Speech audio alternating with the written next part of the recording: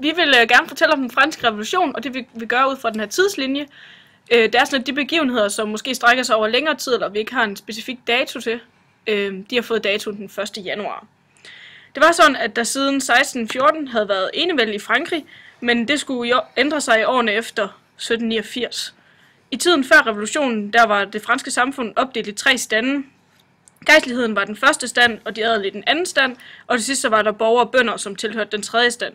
Men egentlig så var det kun 2% af befolkningen, som tilhørte første og anden stand, men alligevel var det de 2 stande, der suverænt sad på magten sammen med kongen. Der var i årene 1755 til 1763 krig mellem Frankrig og England. Det her medførte, at kong Ludvig den 16. blev sat i dyb gæld. I 1788 var der stor krise på grund af forskellige indtægter og udgifter i Frankrig. Den franske regering turde ikke beskatte bønderne yderligere, og adelen og de gejstlige de holdt fast i deres skatteprivilegier. Kongen indkaldte en stænderforsamling, og det betød, at den kongelige enevælde var brudt. Tredje stand lagde ekstra pres på kongen for at få gennemført et reformkrav. De ønskede en forfatning for at fordele i den politiske magt. Tredje stand erklærede sig som repræsentant for folket den 17. juni 1789, og den blev kaldt for Nationalforsamlingen. Revolutionen i 1789 bryder ud i forbindelse med stormen på Bastillen den 14. juli 1789.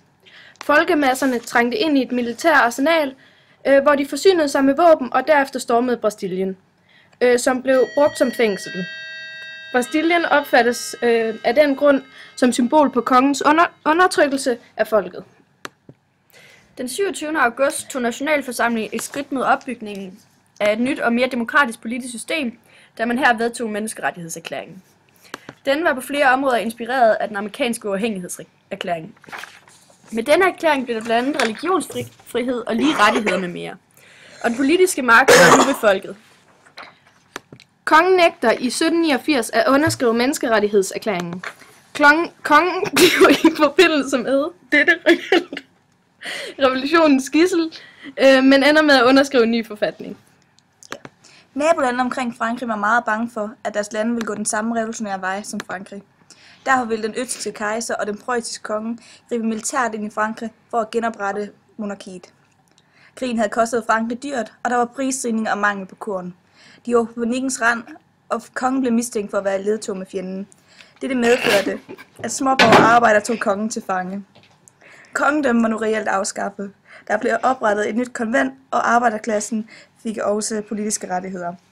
Konventet besluttede for at henrette kongen for landsforræderi sammen med sin kone.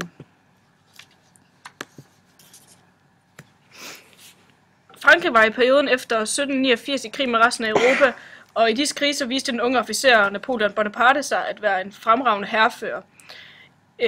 Den 9. november 1799 tog Napoleon magten ved en militærkup. Frankrig havde nu fået en diktator. I 1804 gjorde han sig selv til kejser, og Frankrig var egentlig tilbage til det arvelige monarki. Efter en række store slag fra 1805 til 1807 stod Napoleon tilbage som Europas hersker.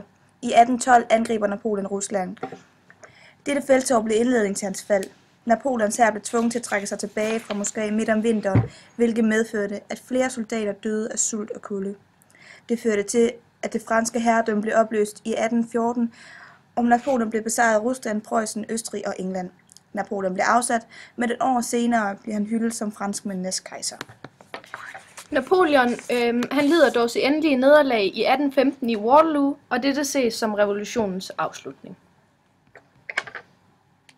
Det går helt ned, faktisk. Undskyld, jeg kan ikke. Der var lige... Hvad var det mig, Jeg fortsætter den ikke. Nej, jeg griner selv i situationen.